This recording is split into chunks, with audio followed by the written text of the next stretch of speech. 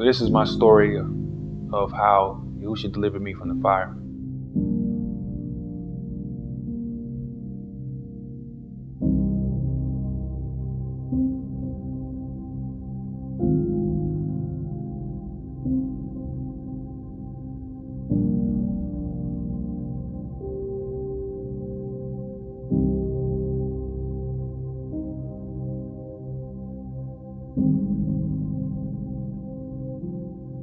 Yeah, when I think about my dad, I first got to go to my granddad. And, you know, like I grew up with my grandparents, and my grandmother pretty much raised me. My granddad, you know, I think is a key point in this because he wasn't there, and he was kind of had like the spirit of slumber, I say.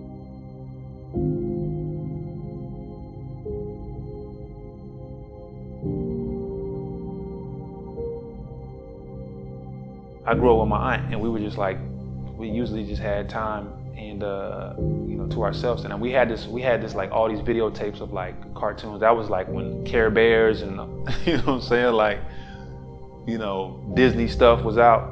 And so I ran across this tape that was on the little thing.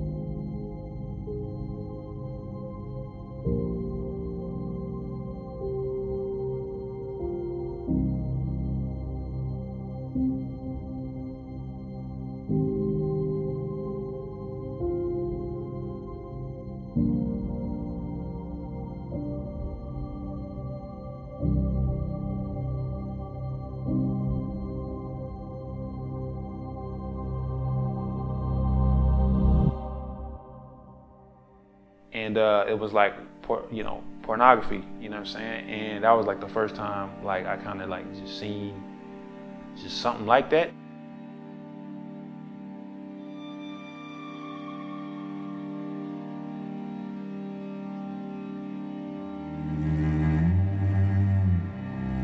And I believe it was like literally late elementary school, like 5th grade maybe, like it was around that time, like it was definitely elementary, where I seen that tape, and it was just like, it just like shocked me, like, what is this? And then after that, you know, just started getting promiscuous with like some sisters around the corner that were like around my same age, and it just kept building and building to where it was like, this is what I thought like relationship between a man and woman, a woman was.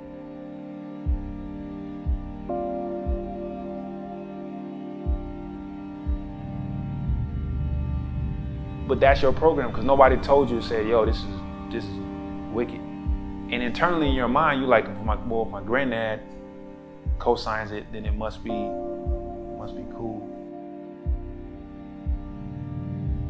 Learning now what Yahuwah has taught me is that you know, the enemy wants to like have the parents distracted by a spirit of distraction, or you know, the spirit of slumber, so these demons can like get the children. That's why it's like so many molestations and so much like different things and attacks on children, because the parents are like asleep, and so the devil can like get them. And when we break the Torah, we break the law, heaven's law, like that's sin, and sin is the wages of death. So when you sin, you know, it's essentially you're making a covenant with the devil, right?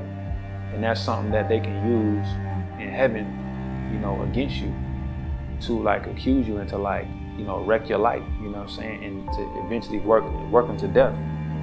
And they got power to, it's like somebody having rights and say, yo, this is my land right here, this is my deed, you know, and they able to do that. So in particularly with my life is that was like, I would say, you know, we watch these YouTube videos and we think like, okay, well, it's just Hollywood people that are like signing covenants with the devil, but it's like people doing it every day. It ain't got nothing to do with like, you know, how much money you got, or you trying to get rich or nothing, you know what I'm saying? That was my time at that point, where basically I signed a covenant with the devil, and it was like, in a sense, unknowingly, you know what I'm saying? It was a sense unknowingly, because, you know, I mean, you didn't have that information. You know what I'm saying? And that's why it says like people, you know, perish for the lack of knowledge.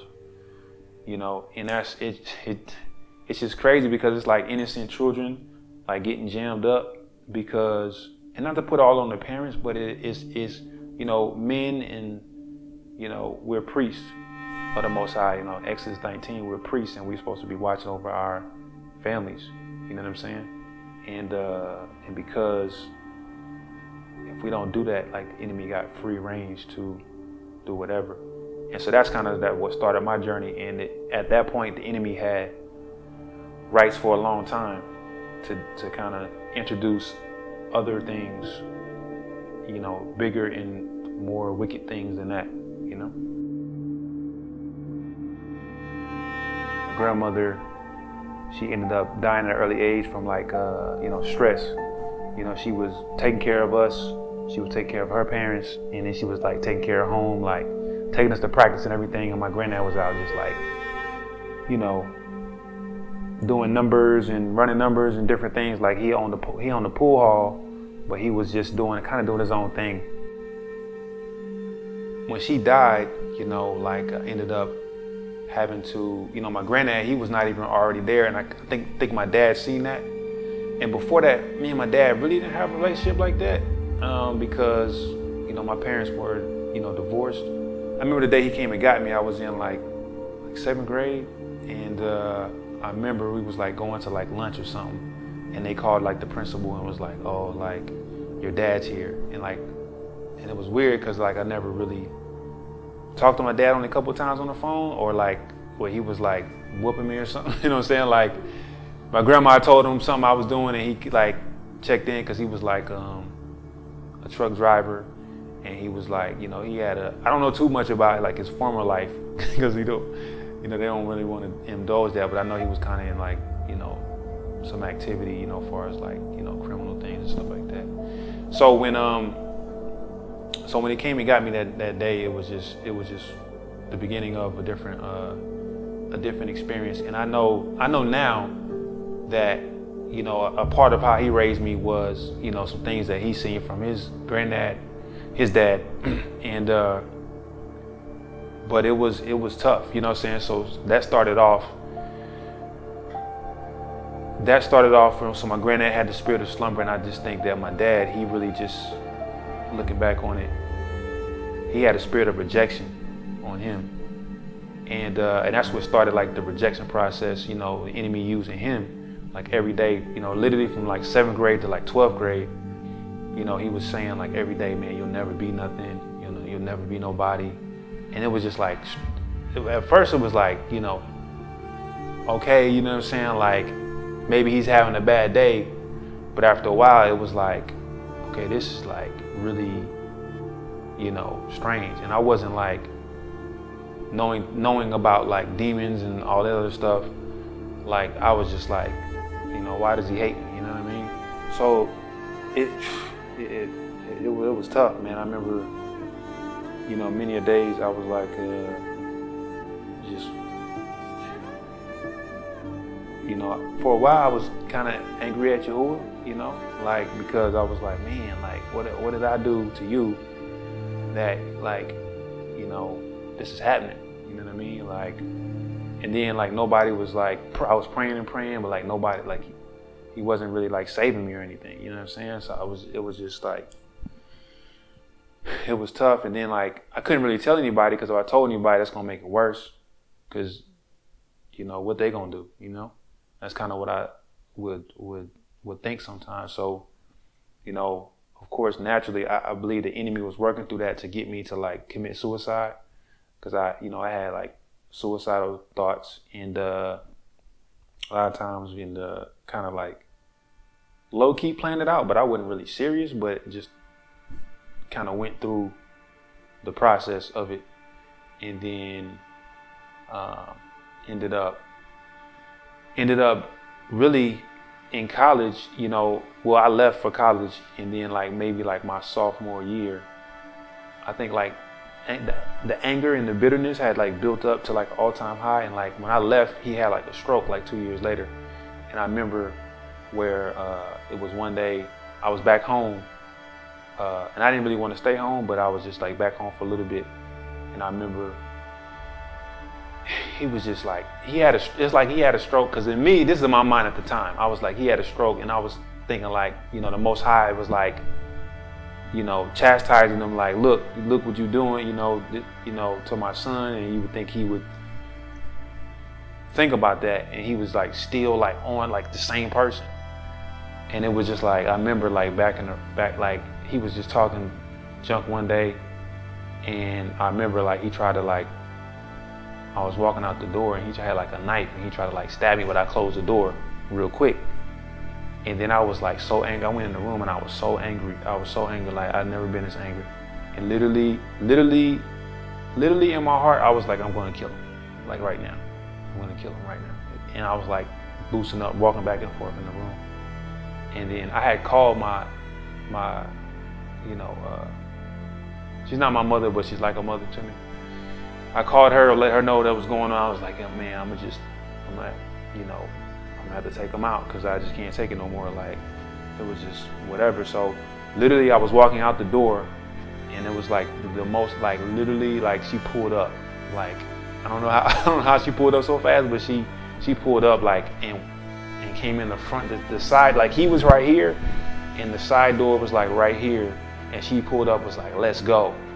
And I was like literally walking towards him, and it's like the Most High just like moved my body to like go out the door. But literally, I mean, like that was like the Most High's intervention, because, you know, I'm not saying it's right to, you know, definitely not right to kill anybody, you know, but when you just been through so much like pain and you haven't had really like a chance to like release it, it just like builds up to where that point where you just snap, you know what I'm saying?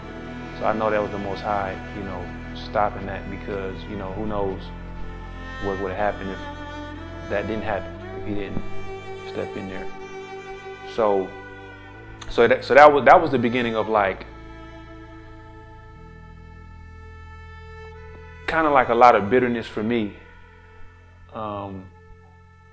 in like not really forgiving him like that. And it was just, that kind of started like a long journey, and just getting to the point of forgiveness, you know what I mean?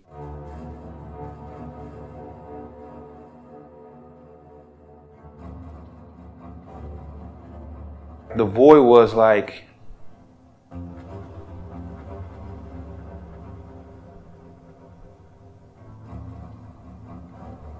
rejection, and like not knowing true love,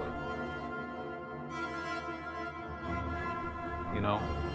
And so with that, like when you have, you know, one of the things where you can like visually see love first without knowing the Most High is like through a relationship between a man and a woman.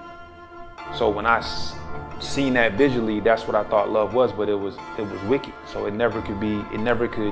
something wicked could never feel it. So that's what since I thought that was, you know, I kept, you know, wanting more of that to feel, to get that true love. Cause like I said, my dad, I was with him, he really didn't. So I didn't really have that person that was like, yes, my grandmother, like people love me. I'm not saying people love me, but it's hard to explain, because I don't want to like make people like blame anybody or put it on something like that. But I know as a child, sometimes, you know, people are maybe in their own world, and they can show it as best as they can. But even with that, I believe they have to foster the love of the Most High in your life, because there's a level where, you know, humans can love you, but, you know, that void has to be filled by the Most High.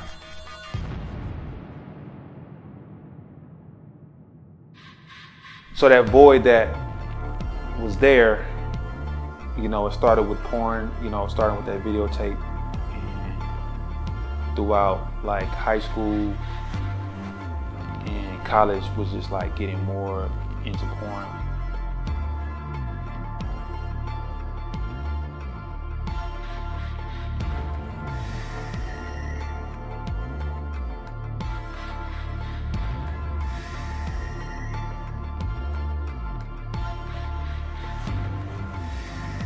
To where it was just like an addiction. know? It was just like an addiction, like you just couldn't stop. Like you try to stop for like a month, and then you back at it, and then you making all these justifications in your mind, like why you should do it.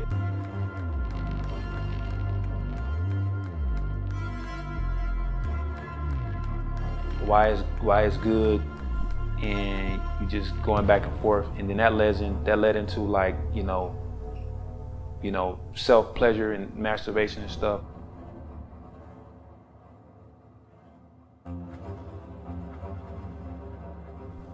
That's what it was, just that. It's emptiness. It's just, you know, you always following after the carrot.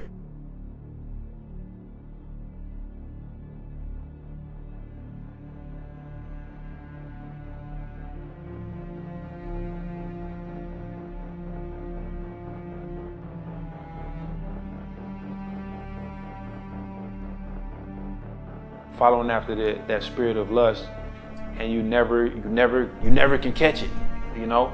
And it's like, it's making you you feel it every time. You feel the emptiness of it.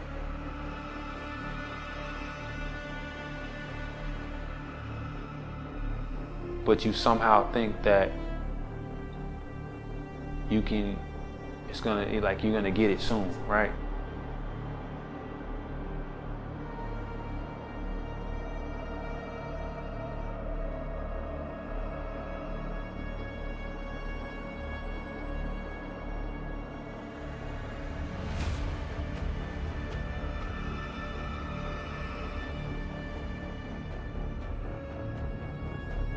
And that leads into the shame, right? Because it's like that shame comes, I feel like the shame comes first.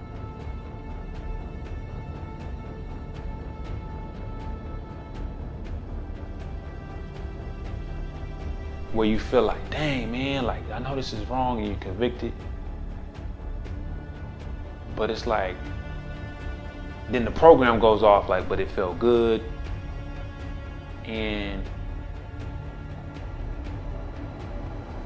I'm like, it's deep in the program. It's like, oh, well, like, I feel like I'm gonna get whole from it. But you just lied to, it's like you're lying to yourself, like you believe in your own lie.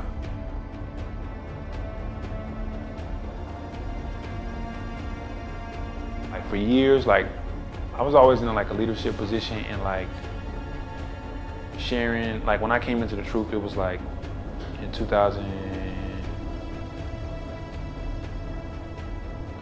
I came to truth in 2009, and for a long time, like I was growing in knowledge and information, but I was still battling with the spirit of lust.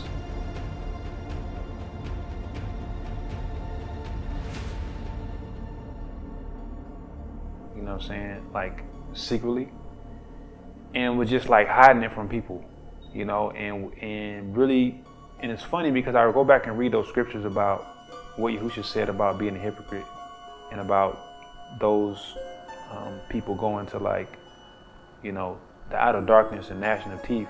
And it's like somehow like deceive myself to believe the lies of the enemy at the time.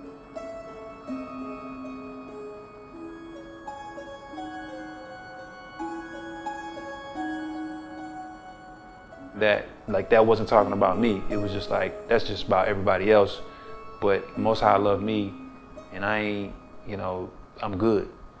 And it's like, man, I think about it now, I'm like, man, like I'm glad of his loving kindness, man, that he didn't, like, you know, like I didn't die in the midst of like my sin and being a hypocrite.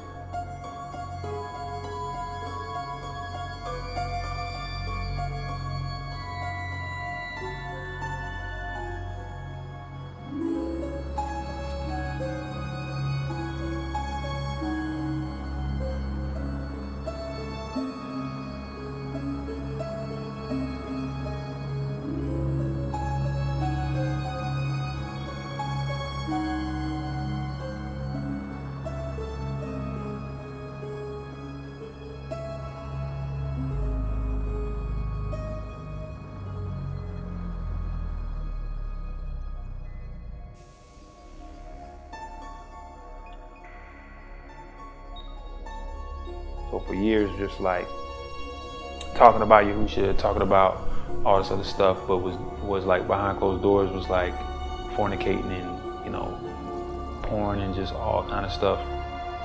So with that, you know, I had this program on my mind, you know, from, like I said, from 7th grade to 12th grade, where he just told me every day I was never going to be anything. So the program went from I'm nothing to, you know, getting in college and playing football, you know, and being pretty good at it in all conference and all this stuff, and like playing college football, and like people like, you know, knowing you for that and like bigging you up and stuff. Kind of got into this pride thing of like, okay, like I'm somebody, like I'm gonna be somebody.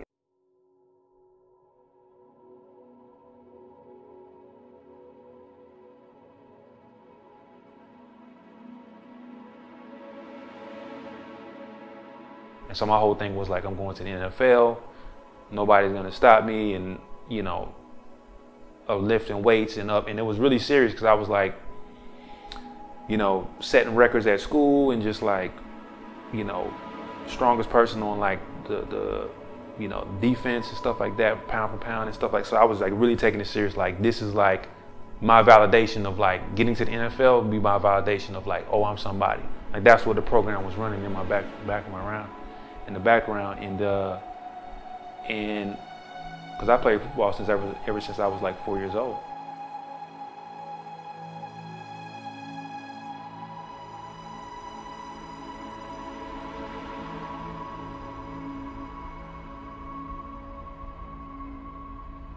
It was where the pride of life of like, you know, you wanted to have that flattery, you know what I'm saying? That flattery, like, yeah, like look at me, you know what I'm saying? Look at who I am, you know? And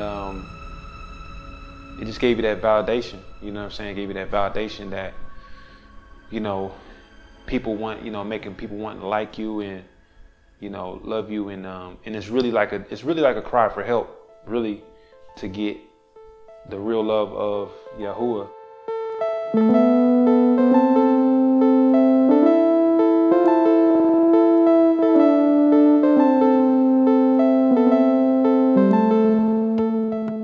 So when I got to college and I've been playing football, and like, mind you, you know, like my whole goal was like NFL, like nobody's gonna tell me nothing. And then during college, I played a little bit as a redshirt freshman, but I didn't really get a chance to like get my stats up and stuff like that. And I had like somebody in front of me that I felt like, oh man, like I should be starting right now. And so like my senior year, like I had this year, and the position was all mine. Like it was all mine. Like there was nobody competing. The senior had left.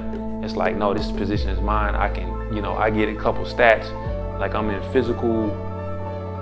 peak physical condition right now. I'm like, I get a couple stats, you know what I'm saying? I do good at this, you know what I'm saying? Like literally it's a real chance to really go to the NFL. And, you know, that I remember I went on a missions trip, because I went to a Christian school. I went to a missions trip, and I came back from the missions trip just feeling different. And me and Eli and Daniel, we connected on that missions trip. Eli was a quarterback, and Daniel was like I think he played like linebacker or something. But we came back, and I was just like feeling different. I was just feeling different. Like we went up there, and we was like passing out food to the homeless and different things. But I felt different when I came back, and I was like, man. And I just woke up one morning and just didn't feel this, like, whatever that thing was about football, like it was just like gone. It was like the Most High just took it out of my heart. Like I was like, I don't even know about football no more. Like, and I was just feeling weird, because it's like, this is the time where I got everything I wanted right now in front of me, you know, and then it was like I wasn't motivated or I wasn't inspired. So I was really just praying, like, yeah, I don't even know like what this is, like, you know, like what is this? And like, it's just you making me feel like this, like not really feeling football no more. And so I was just like praying and fasting, and I got to the point where like it was spring break, and it was spring break 2008. It was in March, and so like March 10th in the morning, I was headed to the cafeteria, and I was like, man, you know, at the time I wasn't like woke like that, so I was just saying like God and stuff. But I was like, God, if if this is you calling me away from football, like I need to know, like without a shadow of a doubt, like I need you to speak to me verbally. Like I need you like straight up, like verbally. And it was just an internal prayer. Like I didn't pray it with nobody else, so nobody heard this prayer, you know, but the Most High. And so we went in me and Daniel and Tank, we went in the cafeteria, and I was in there, and I seen this lady across that was in the cafeteria, and I was just like urged to like, man, we need to go talk to her. Like, I don't know why I said that, but let's just go talk to this lady. So I started talking to her, and we started talking to her, and it was like literally like the Most High, like he answered my prayer for like 10 minutes. You know what I'm saying? Because it literally like his spirit came in that lady and just started talking to me, and started like telling me everything about my life, and be like everything that was in the future, like not really details, but like the biggest thing that I remember is like I got something, like, because I was wondering like if this is you, like I need to know, because I want to walk away from football. And she was and yeah, I was like through her, like, yeah, like it's time to do it. I got something else for you to do, you know. And I was like, that connection to me was like crazy. I was like, because I never, from that time, I never I prayed and stuff, but I never like had no connection where the Most High was like, yo, I see you, I know you, I got a plan for you, yo, you need to quit. And it was like, it was so like jaw dropping to where it was like, wow, like, and that's pretty much, that was the first time I think that the program started to unravel from my dad, where, you know, because he told me I was always going to be nothing, so I was like, I didn't have no validation. But when the Most High like validated me and said like, look, I got something for you to do, like it's not based off, you know, I'm paraphrasing, but it's not based off like your dad. I mean, he didn't say that, but I'm just saying it in hindsight, like it's not based off like what you've been through.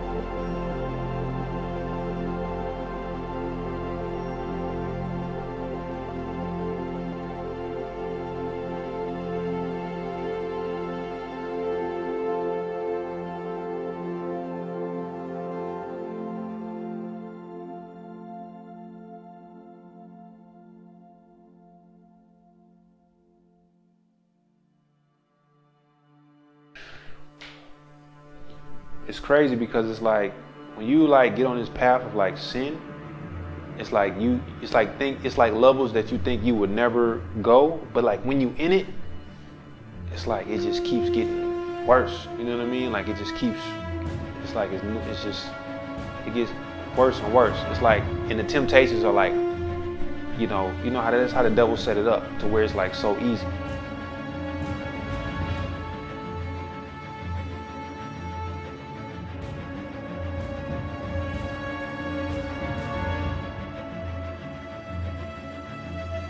But just everybody thinking one way about me, and then, you know, in the secret, in the dark, that you are doing these things. And it was a particular situation with a married woman that that was like, wow, like, man, this is where I'm at right now. You know what I'm saying? Like like it's like after that happened, it was like, man, this is like kind of like discussing with myself, and then I knew the Most High was like angry with me, because after, like literally after, you know, like we slept together, like she left and I was going outside, and I was like, and I had my phone.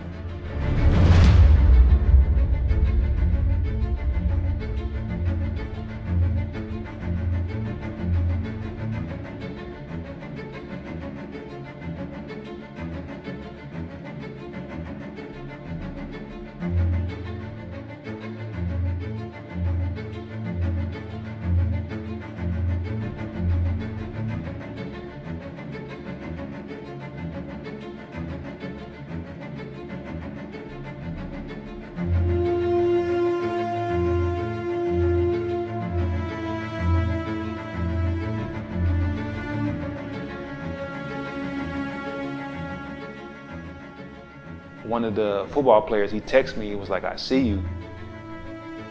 And to me, it was like, I was like shook up, because I was like, I felt like it was the words of the Most High. It was like, yo, I see you, what you doing. You know, like, don't think I don't see you. That's kind of how I computed in my mind. I slowed down after that for a season.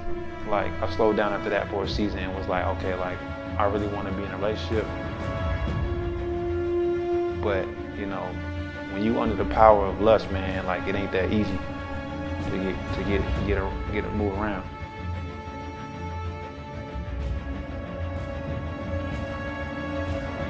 So crucial, man, so crucial at like these early ages of being shaped into a young man and a man, that if you don't have that righteous person or righteous people that are grooming you, you know, it's like you know, throughout the journey, it's like I'm looking through these different vices to get this one thing. And you're like, oh, this can do it. Oh, no, that's that. You know what I'm saying? And vanity was one of those where it was like, okay, well, if I look a certain way, you know, I get these females, I get that love that I want, then I'm good. You know what I'm saying? I can have a happy life and everything's gonna work out, you know? And so that's kind of like the program is like, oh, like if I can get, you know, the likes, or if I can get, you know, these sisters to like, you know, love me, then I'm gonna be all right. Like I'm a man at that point.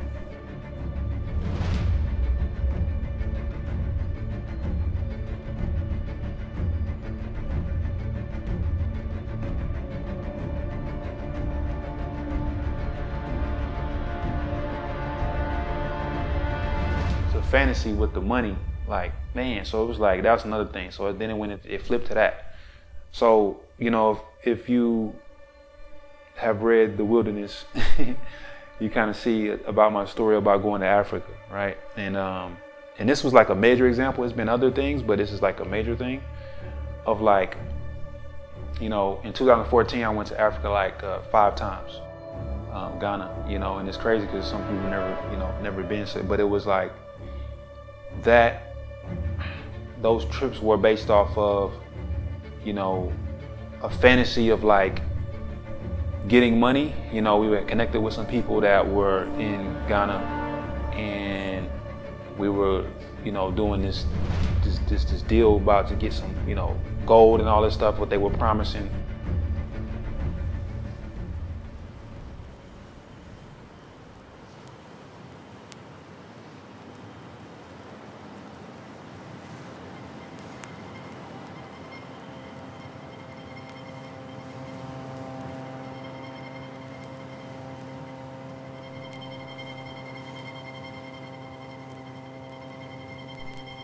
And it was like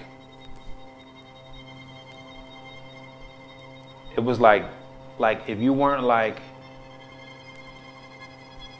deceived, like you could see it. You know what I'm saying? It's like somebody looking at one thing and it's like, you don't see that? But it's like when you're deceived, like you want to believe that this is real. So over the course of time of that year, you know, chasing money, you know, chasing this vanity, this fantasy of like this golden carrot.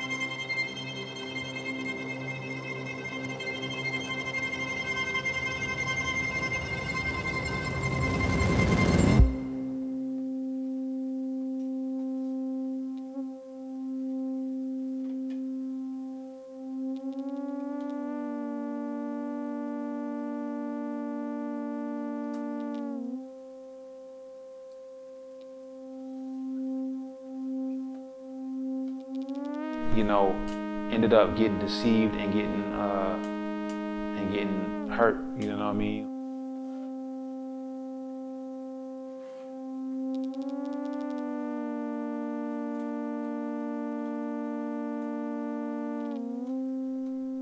And it was just, it was terrible, man. It was terrible. So it was just, that was another thing, which it really, like after that situation, it really made me like just sit down and like, man, like this is just getting worse. Like first is with the females, then it's like, and you trying to like, you reading the scriptures and you doing all this other stuff. But what I learned is like, yeah, reading the scriptures, that's important, and yeah, this is that. I don't want to downplay it, but man, if you don't got the power, man, of Yahuchasad, man, it don't matter about nothing. You know what I'm saying? You can read as much you You can order 1,000 books. You know what I'm saying? You can watch 1,000,000 YouTube videos. You can know Hebrew front to back. You know what I'm saying? Whatever you want to do. But if you ain't got no power, man, like, you continually like go in these situations. And now I look back on it, it was like these situations were building like to these levels. It was like, okay, well, I'm good. Like, nothing gonna happen. And then this thing happened. And you like, man, like, why can't I get it? And it gets to the point where you just either just want to be like, man, the heck with it, I'm gonna just wild out, or, you know, you feel like, you know, thoughts of suicide, you want to kill yourself or something, you know what I'm saying? And it's like, why can't you get together? And that's the whole problem, is like, why can I do it? And you in that self-will thing, you know what I mean? Like, why can I do it? And you keep losing, you know? And that's where I was. I kept losing because I was trying to, like, you know, fix my life. And it's only one person that can fix your life.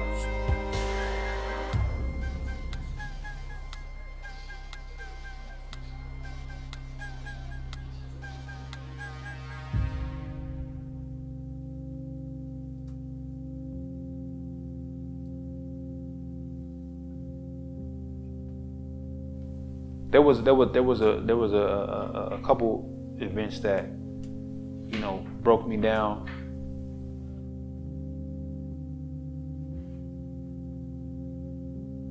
One was one of the last kind of like sexual relationships like I had.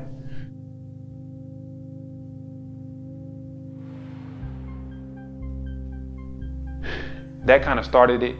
And I just felt like this new level of just voidness, where I was like, man, like I said, that was the first time I said to myself, I like, man, sex, this is what I said. Like, I read the scriptures and everything, but I was like, yo, sex is supposed to be for like marriage.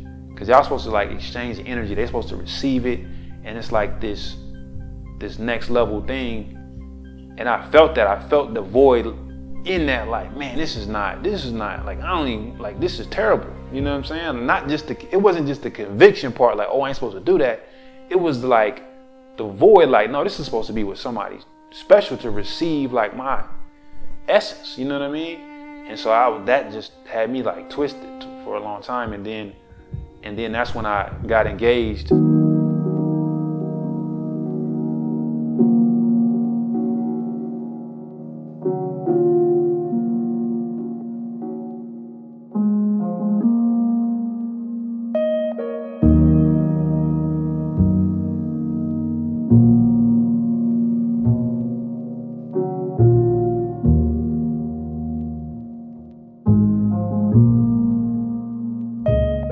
And then that was a whole situation where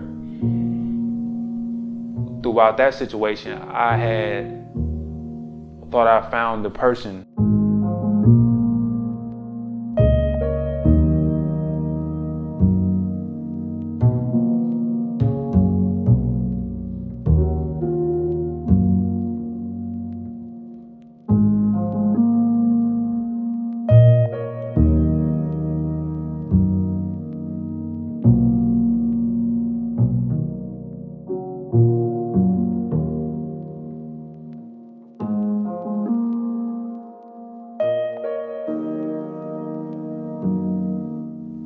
And it was just like, it was like a category of a woman that I had met before. And I was like, but I thought it wasn't her. But then it just flipped. It was like, this is her again.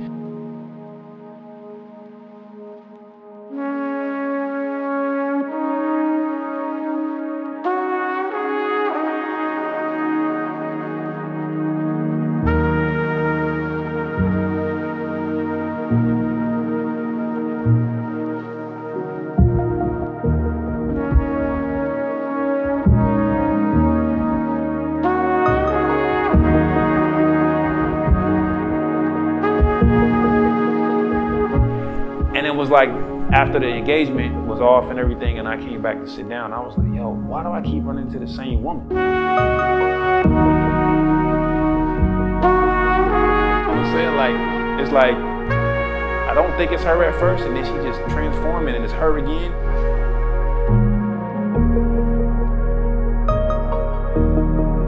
I'm like, what is up with this thing? It's like, I keep getting deceived. And that's when I was like, well, I'm the common denominator in all this situation. So, you know, yeah, what is it? Why do I keep running into this same woman?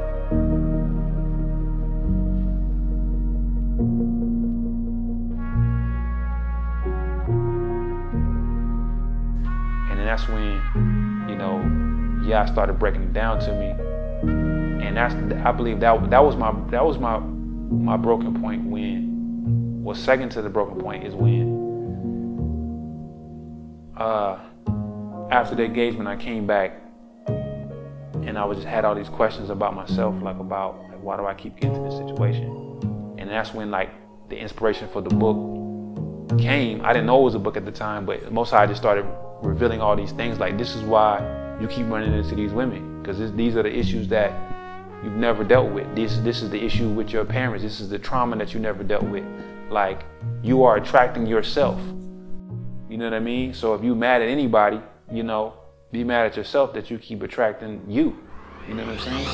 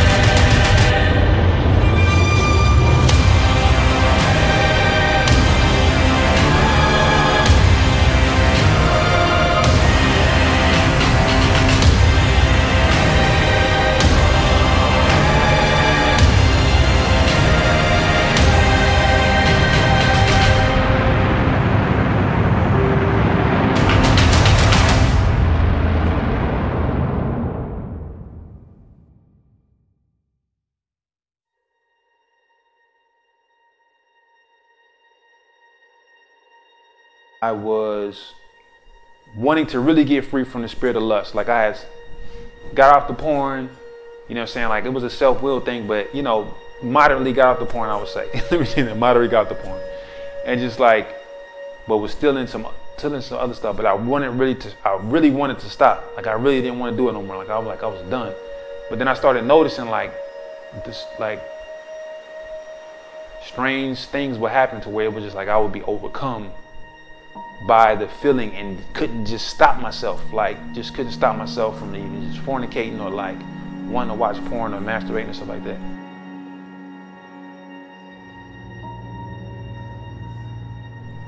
And I was like, man, this is just crazy. And I started seeing the pattern, and that's when I was learning about spiritual warfare, and I was learning about demons and everything like that. And I was like, okay, this is demonic. You know what I mean? Like, no, it's a spirit that is like trying, like making me like do this, and it's like overpowering me. And I have no strength to like stop what's going on. And so I was in the room one day, and I was chilling, and then I was just like talking to myself or something like that. Like, I was just chilling, and I heard this voice, which was not my voice.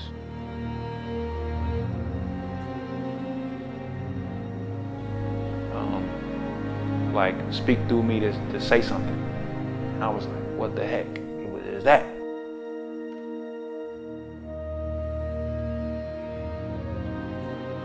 You know what I'm saying? Like, but what it said, which I'm not gonna repeat, but what it said was like very like just wicked, and it just infuriated me. You know what I'm saying? It infuriated me that whatever this spirit was what I was thinking. Like I had already been thinking this, like something is like, oh, controlling me. And then when that fury of the Most High came upon me, man, through the power of Yahushua, you know what I'm saying, cast that spirit out of me.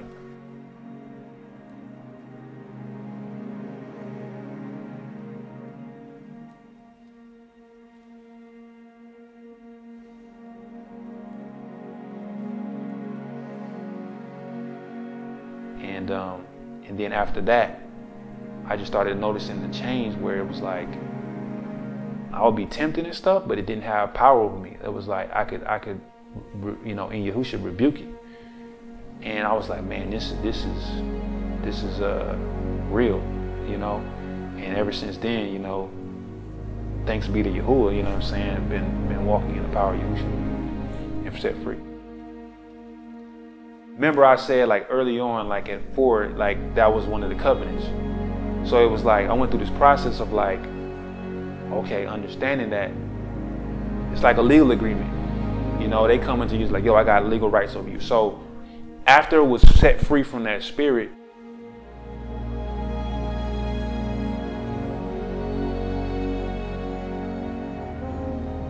started to understand that we, through the Torah, that everything in heaven is written down, and everything is a legal system, right? It's a legal system. So there's courts, there's court in heaven, right? And you know, Yahushua's the judge.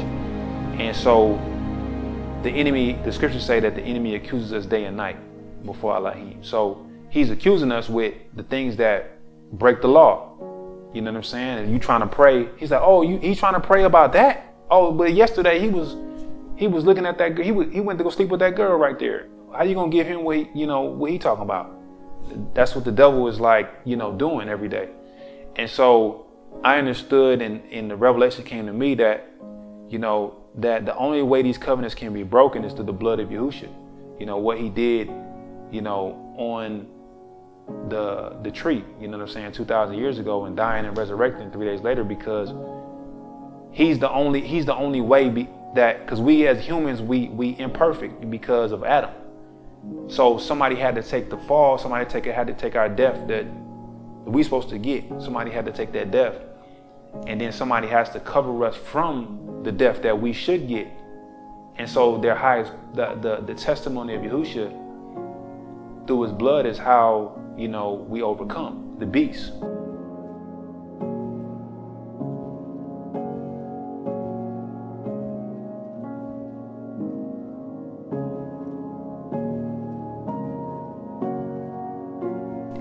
You know, Yahuwah gave me this example one time where it's like, say you had a list of sins, right?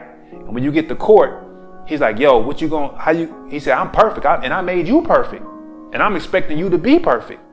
So what's this? What you gonna do about this that is on this list, all these sins? And you really ain't got no answer. I mean, how you gonna fix your imperfection, right? But through Yahushua, he's like, you know what? Like, if you believe in the testimony, like, okay, like my son, he went through their life and he's gonna vouch for you. It's like in the hood, like, oh, he vouches for you, right? And that's what it is. Like Yahushua's like, no, that's I vouch for him, right? And he's like, you know what? I'm gonna cross all these off, right? And I'm gonna let you have eternal life. Now do what you know, walk in the power, walk in the good news, walk in the commandments, right? Now that's what it is. So the covenants is like that. Is he's like, you know what? You did that, but because you repent and you want to do right, and you got a new heart to do right, I'm putting in you a new heart to do right, and you want to keep my commands, and I'm giving you the power, I'm gonna cross it off.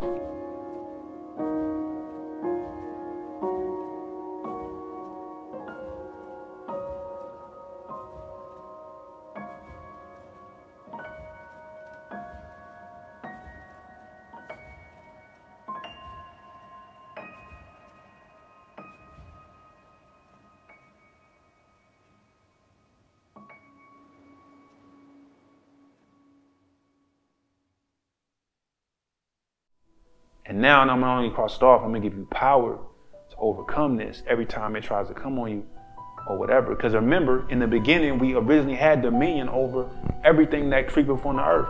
So that's the original, he giving us the original power that we originally had. You know what I'm saying? He was like, yo, everything on the earth, like, is under your dominion. And somehow, you know, but it so happened that we got subject to sin, and then these demons were overpowering us, you know, these fallen spirits, but now it's back to the original state. Is how I look at it. So that's the process, is you have to, you know, repent and confess with all your heart, and then take upon the power of Yahushua to break those covenants and bind those covenants up according to the law.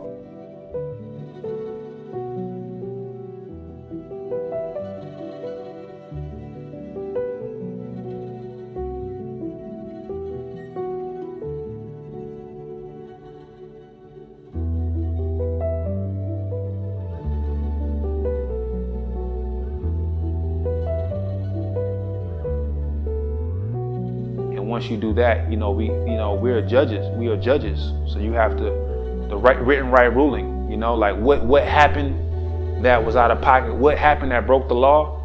And I admit that I broke the law, and this spirit broke the law, right? That tried to do that. So now I bind this spirit up and read its judgment according to the scriptures, right? And then I loose whatever, you know, the truth is, you know, because it's not enough to like just say, oh, that was negative. Okay, what's the positive to it? Like, what do I desire in my life that's good according to the scriptures? And those things are written in there.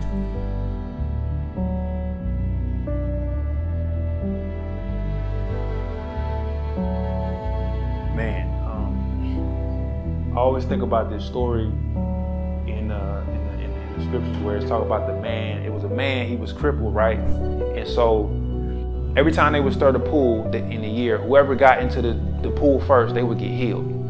So every year he was trying, like when he was trying to do it, somebody would get in before him, right? And so he was like,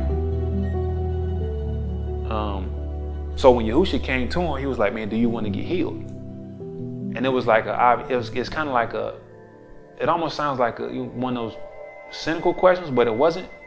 It's like, because he's here, you know, he definitely came to the pool because he wanted to get healed. But when he asked him that question, it was like a deeper question. Like, do you really want it? Like, yeah, I know you here. You came here, but do you really want it? Oh, Most High, deliver me. You know what I mean? Like, just deliver me. You know what I mean? And he's like, I already did. You know? And so what he told the man, he told him, take up your bed and walk. And the man took up his bed and walked. And to me, that was some of the most powerful words I've ever heard.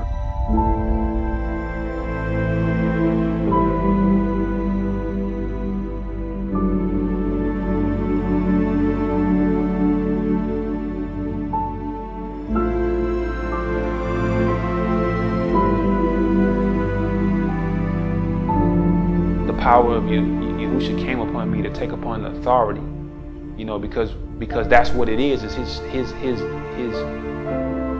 death and burial and resurrection. When he resurrected, he said, all power in heaven and earth has been given to me. And he's given us power to have that original power that we had in the beginning. And so once he like relayed that to me, like, no, you keep asking me to deliver you, and I already did. When I said it was finished, it was finished. You know what I mean? Now you gotta believe that. You gotta take that up and take up your bed and walk in the power. And so that right there transformed my life.